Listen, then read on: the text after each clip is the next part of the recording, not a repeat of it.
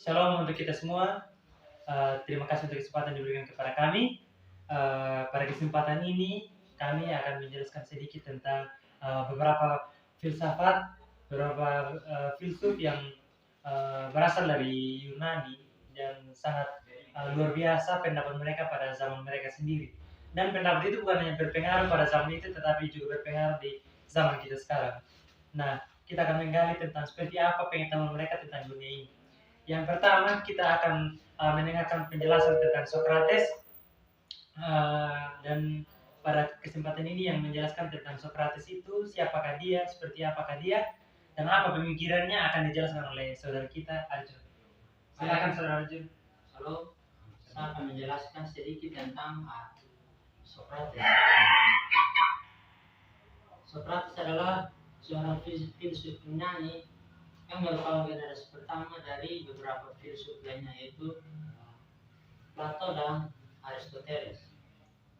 Socrates dilahirkan dari seorang ayah yang berprofesi sebagai pemahat patung dari batu dan seorang ibu yang berprofesi sebagai seorang bidan. Pada masa itu, Socrates dikenal sebagai orang yang sangat bijaksana, dan dia pernah menyatakan bahwa dalam mencari kebenaran ia tidak memikir sendiri, akan tetapi ia mencari sekumpulan orang untuk membahas bersama atau berdialog, berdiskusi untuk mendapatkan sebuah kebenaran. Nah, dia lakukan ini karena didasari dari sebuah motif religius untuk membenarkan suatu suara yang dia dengar dari temannya dari Oracle Delphi yang menyatakan bahwa tidak ada yang lebih bijak dari Socrates. Tetapi di sini dia tidak menyombongkan diri. Dia mengatakan bahwa dia tidak bijak, dan dia mulai datangi satu demi satu orang yang dianggap bijak pada masa itu untuk membahas bersama tentang berbagai masalah kebijakan. Oh, jadi jadi dia kalau mau menyatakan sebuah kebenaran, dia mengajak semua orang untuk berdialog. Ya, ini apakah Socrates ini memiliki murid yang yang dia ajar begitu atau bagaimana? Memang Socrates mempunyai seorang penerus namanya Plato. Oh, Plato. Mungkin ada dari kita yang tahu Plato ini. Saya bisa menjelaskan tentang filsuf Plato. Plato ini dia adalah seorang filsuf dari Yunani kuno, di mana dia juga ini tidak tahu bahwa dia ini adalah murid dari Socrates sendiri. Plato ini lahir pada sekitar tahun 428 atau 427 sebelum Masehi. Dia juga dikenal sebagai aristokrat yang sejahtera di masa hidupnya itu. Kenapa dia dibilang aristokrat yang sejahtera? Itu karena dalam masa hidupnya dia itu melihat akhir dari kemaharajaan di Athena, dan dia juga yang mendirikan kerajaan baru di Athena di bawah pemerintahan Philip dari Makedonia. Filsuf Plato ini dia dalam filsafatnya dia dia terpengaruh dari filsuf lama atau filsuf terdahulu seperti Pythagoras, Parmenides, Heraklitus, dan terutama dan gurunya sendiri yaitu Socrates. Di mana Plato ini dia begitu terinspirasi dari filsuf-filsuf itu terdahulu. Dalam filsafatnya ini dia mencoba menemukan solusi dari pandangan Heraklitus tentang mengenai alam semesta atau semesta, bahwa dunia itu yang tampak selalu berubah gitu. dengan pengertian dari Parmenides bahwa kenyataan adalah dia satu dan tidak berubah. Nah, dan di sini dia Plato ini sedikit menegaskan bahwa bahwa pendapat yang tepat saja itu tidak cukup begitu, tidak cukup atau tidak cukup saja hanya dalam. Maka dari itu dia memberikan solusi untuk bahwa itu pendapat itu harus dikembangkan. Nah, dia harus dikembangkan dalam sebuah pengetahuan atau dia buat sebuah untuk dijadikan dalam satu pengetahuan supaya dia tetap dilestarikan gitu dengan mempertimbangkan dengan akal budi yang kita miliki. Nah, dari itu dia buat satu teori, itu teori pengetahuan, di mana Plato ini memberikan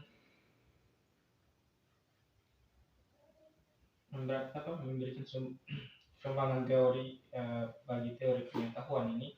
Yang pertama itu dia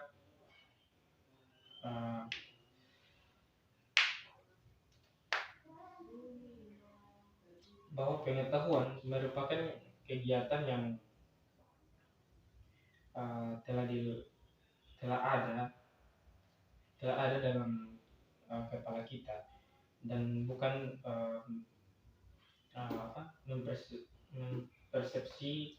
mempersepsi benda-benda yang baru. Dan yang kedua itu dia ada dalam teori media, yang teori formal. Jadi teori pengetahuan ini berdasarkan pengetahuan empirisnya dia itu pengetahuan dari informasi yang datang melalui indera dianggap benar dan ilmiah. Masalah dalam Plato adalah bahwa bila dunia selalu berubah, bagaimana dengan dunia atau indera dapat diandalkan? Nah, maka dari situ dia menyimpulkan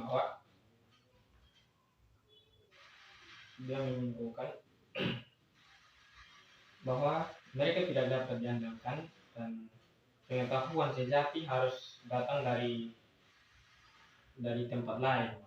Dia menyimpulkan bahwa ini pengetahuan telah ada sebelum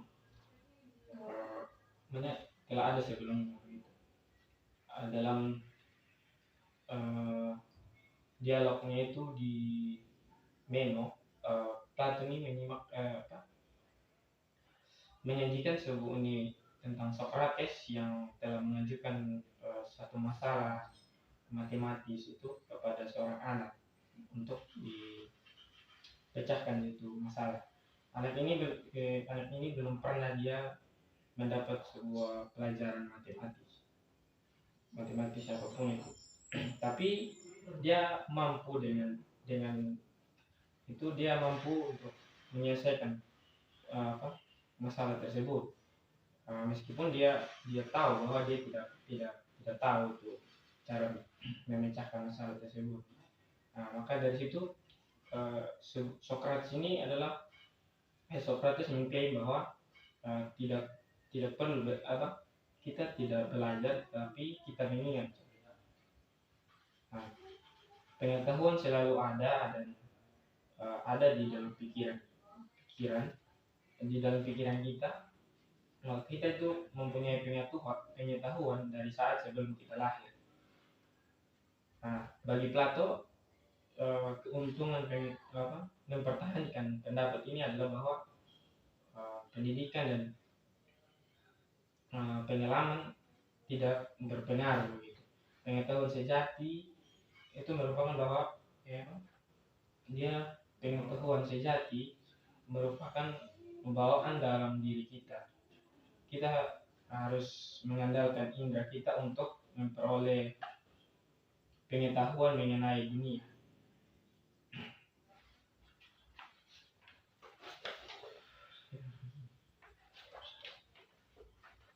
bagi Plato, pengetahuan forma merupakan sejenis penglihatan mental dan filsafat adalah penampakan kebenaran.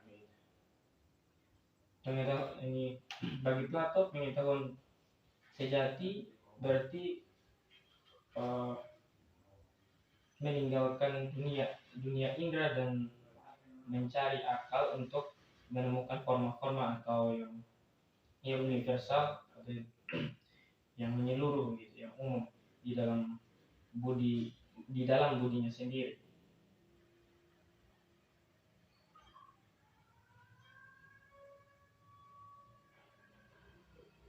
Penangkapan forma-forma yang sejati dan akhirnya menangkap yang baik gitu. Bahwa Plato ini dia percaya bahwa forma-forma yang dapat diketahui, matematika dapat dimengerti, tetapi dunia fisika. Di sini Plato percaya bahwa hanya forma-forma yang dapat diketahui, matematika dapat dimengerti, tetapi dunia fisika yang berubah ini Plato percaya bahwa forma-forma yang dapat diketahui, matematika dapat dimengerti, tetapi dunia fisika yang berubah dari alam kodrat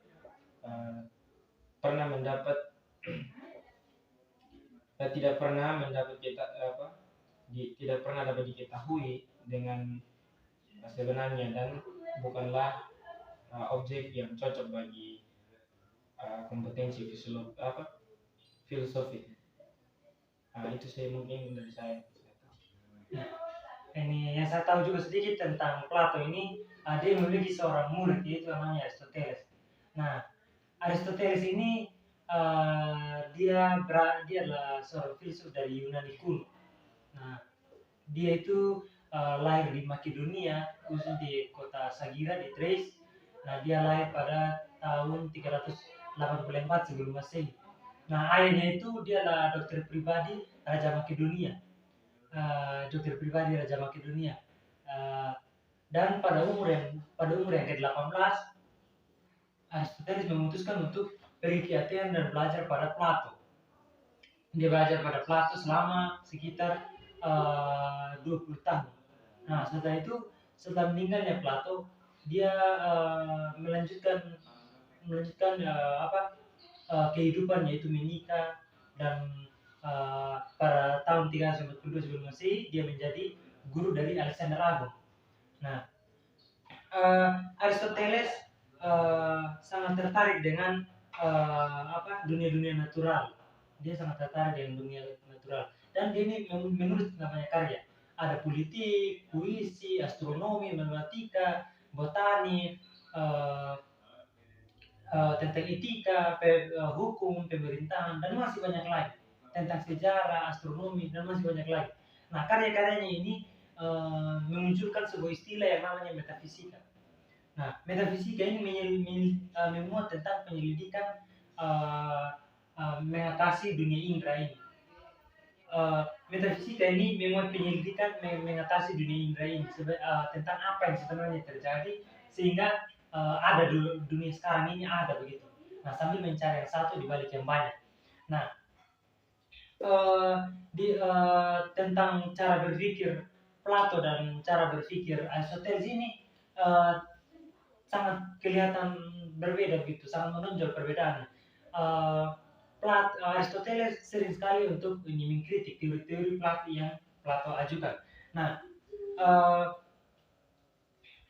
kalau cara berpikirnya, kalau yang saya tahu, seperti yang saya amati, yang saya pelajari, cara berpikir Plato dan Aristoteles sangat berbeda. Plato itu memulai sebuah pengetahuan itu dengan secara intelek, tetapi Aristoteles memulai dengan persepsi akan dunia natural. Nah, Plato memulai pemahamannya dengan matematis, tetapi Aristoteles memulai pemahamannya secara ilmiah. Artinya segala pemahaman kita itu membutuhkan observasi, membutuhkan pengamatan, eksperimen, bukti-bukti yang konkret. Nah, eh, Aristoteles juga mengajukan beberapa pemahaman, pengertian tentang beberapa bidang. Contohnya dalam bidang ilmu alam, dia mengajukan dia adalah orang pertama yang berhasil mengumpulkan dan mengklasifikasi spesies-spesies secara sistematis. Lalu karyanya ini menunjukkan bahwa ini Aristoteles ini sangat cenderung tentang berpikir yang kritis. Tergambar bahwa Aristoteles ini adalah seseorang yang sangat berpikir kritis dan analisis. Nah, Plato juga pernah mengungkapkan tentang teori benda-benda ideal, teori bentuk-bentuk benda ideal. Nah, sedangkan Aristoteles menentangnya dengan bahwa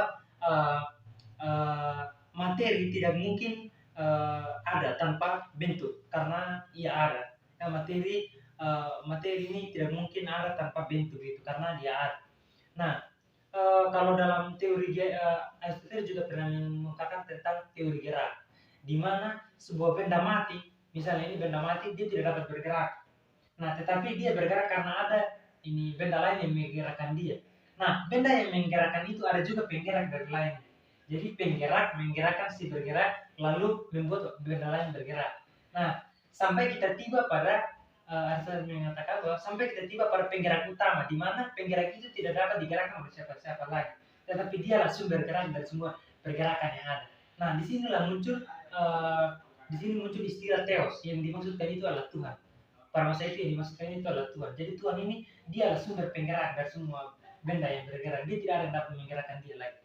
Nah, dalam cara meneliti Aristoteles sangat menekankan dia sangat menyadari pentingnya observasi. Artinya ketika kita meneliti itu kita benar-benar melakukan observasi, atau yang sering kita pelajari berpikir induktif, atau yang sering kita kenal inductive thinking.